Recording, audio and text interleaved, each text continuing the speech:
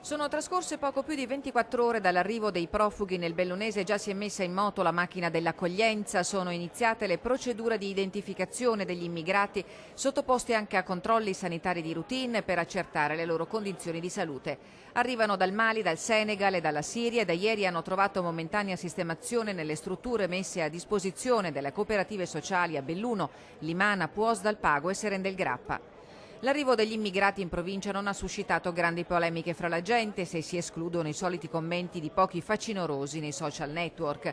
La polemica, al contrario, si è infiammata negli ambienti politici. Ognuno di questi migranti costa 30 euro al giorno secondo il costo dichiarato ufficialmente, quindi vuol dire che siamo a un costo tra i 40 e i 50 euro. Al mese sono minimo 900 euro, quindi all'anno ognuna di queste persone ci costa circa 11.000 euro. Bilanci e territorio non possono reggere una situazione del genere, dice il segretario provinciale del Carroccio. Queste persone o le teniamo a non far nulla, quindi sono un costo sociale, o se le fanno lavorare le cooperative sottraggono lavoro ai bellunesi che sono già senza occupazione. Organizzazione e spirito d'accoglienza, altro che polemiche, dice il consigliere regionale Sergio Reolon, che loda il comportamento dei bellunesi. Noi abbiamo un alto senso di civiltà come bellunesi, questo c'è sempre stato, abbiamo girato il mondo, siamo stati dappertutto.